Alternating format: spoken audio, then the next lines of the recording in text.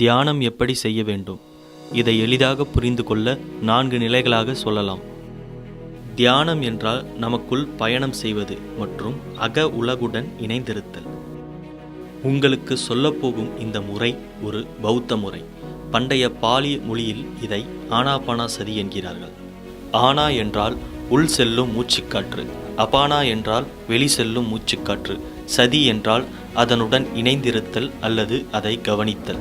இதையே சுவாச தியானம் என்று கூட சொல்லலாம். ஒரு அமைதியான இடத்தில் அமர்ந்து கால்களை மடித்து கைகளை கோர்த்து கண்களை மூடிக்கொள்ள வேண்டும். இந்த முறையை எங்கு வேண்டுமென்றாலும் எப்போது வேண்டுமென்றாலும் செய்யலாம். நாம் நம் கால்களை மடித்து கை விரல்களை இணைத்து வைக்கும் போது ஒரு சக்தி வளையம் தோன்றுகிறது. அது நமக்குள் ஸ்திரத்தன்மையை அதிகமாக்கும். கண்கள் மனதின் வாசல். அவற்றின் மூலம் 80% ஆற்றல் வெளியேறுகிறது. ஆகையால் தியானம் செய்யும் நேரத்தில் கண்களை மூடிக்கொள்வது மிக மிக முக்கியமான ஒன்று.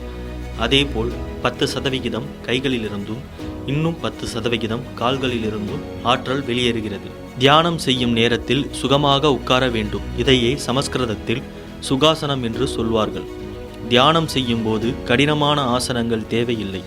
எவ்வளவு எளிதாக நமது மூச்சுக்காற்று நடைபெறுகிறதோ அதேபோல் எளிதாக நமது ஆசனம் இருக்க வேண்டும். மூச்சை கவனிப்பது எவ்வளவு எளிதான விஷயமோ அதேபோல் இந்த செயல்முறையும் எளிதான விஷயம். எதையும் உச்சரிக்கக்கூடாது. இயல்பற்ற சுவாசமும் இருக்கக்கூடாது. எதையும் யூகித்து கொள்ளக்கூடாது. நாம் செய்ய வேண்டியதெல்லாம் உள் செல்லும் வெளி செல்லும் மூச்சுக்காற்றை கவனிப்பது மட்டுமே. தியானத்தில் எண்ணங்கள் தோன்றுவது இயல்பான விஷயம். அவற்றுடன் போராட வேண்டிய அவசியமில்லை. எண்ணங்கள் தோன்றுகிறது என்பதை தெரிந்து கொண்டு அவற்றை விட்டுவிட்டால் போதும். தியானத்தை பயிற்சி செய்ய செய்ய எண்ணங்கள் குறைவதை நீங்கள் கவனிக்கலாம். ஒரு எண்ணத்திற்கும் மற்றொரு எண்ணத்துக்கும் இடையில் இருக்கும் இடைவெளி நேரம் அதிகமாகும். படிப்படியாக எண்ணங்களற்ற நிலை உருவாகும். தியானம் என்பது ஆலோசிக்கும் முறையை பற்றியது. உங்களுக்கு சாக்கு போக்குகள் சொல்லும் பழக்கம் இருந்தால் அது எப்போதும் நடக்காது. உங்களுக்குள் தெளிவு இருக்க வேண்டும். முன்னேற வேண்டும் என்ற எண்ணம் இருக்க வேண்டும். அப்போதுதான் அது சரியாக இருக்கும். ஒரு நாளில் எவ்வளவு நேரம் தியானம் செய்ய வேண்டும் என்று யோசிக்கிறீர்களா? உங்களது வயது எவ்வளவோ அதை நிமிடங்களாக்கி குறைந்தது அவ்வளவு நேரம் தியானம் செய்ய வேண்டும். உதாரணமாக உங்களுக்கு 70 வயது என்றால் ஒரு நாளைக்கு 70 நிமிடங்கள் தியானம் செய்ய வேண்டும். அதேபோல் உங்களுக்கு 35 வயது என்றால் 35 நிமிடங்கள் தியானம் செய்ய வேண்டும். உங்களுக்கு 15 வயது என்றால் 15 நிமிடங்கள் தியானம் செய்ய வேண்டும்.